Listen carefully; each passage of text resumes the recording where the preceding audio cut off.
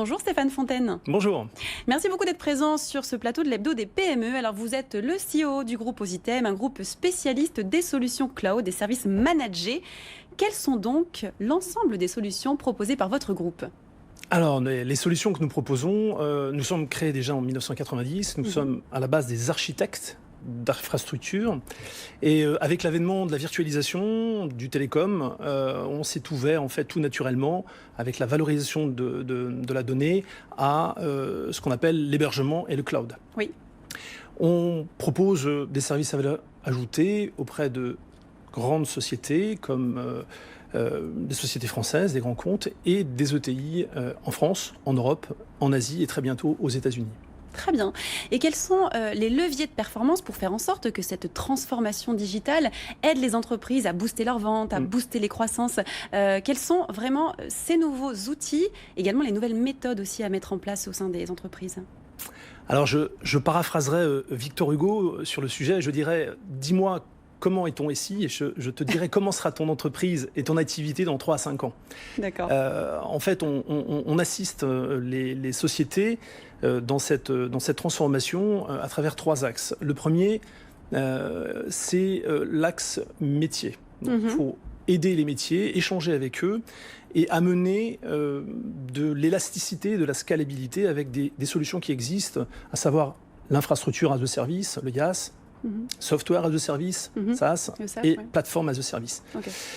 Il y a des garde-fous à mettre, mais c'est notre métier. Le deuxième axe, c'est la partie utilisateur, usage utilisateur.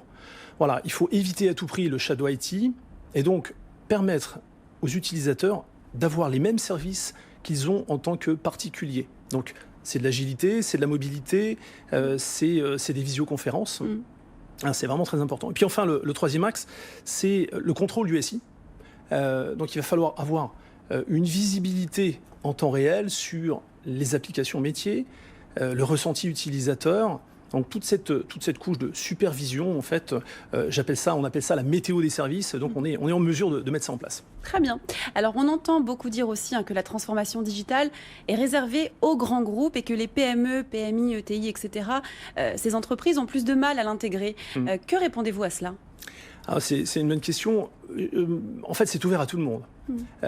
Clairement, le point commun entre les grands comptes et les PME, c'est que ça doit émaner de la direction générale. À partir du moment où ça vient d'en haut, eh bien, on va nous aider, les DSI, les directeurs, les équipes membres, en fait, à réaliser ces transformations. Donc, il va falloir beaucoup échanger, conseiller, réaliser des audits d'architecture, des audits cibles. Oui. Et une fois cela fait, eh bien, en fait, on va organiser la transition avec des process relativement rodés qui sont les mêmes que ce soit pour nos clients Engie, BNP, Air France que Chevron Notaire ou même Voyageurs du Monde.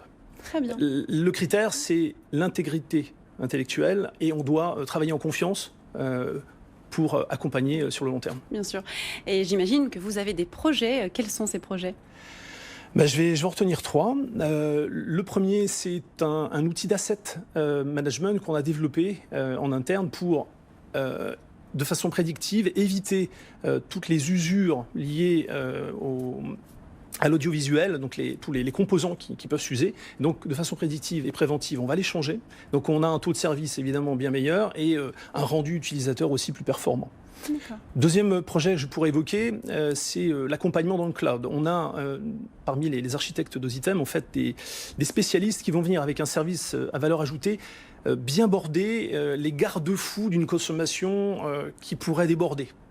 Et enfin, je parlerai de notre récente implantation à Ho Chi Minh, où on vient de se rapprocher de notre marché asiatique, à Hong Kong et Singapour, où là, en fait, on va compléter les 2 premiers centres des opérations, Levallois et Toulouse, pour assurer en 24/7 un follow the sun sur les infrastructures et puis les applications métiers critiques.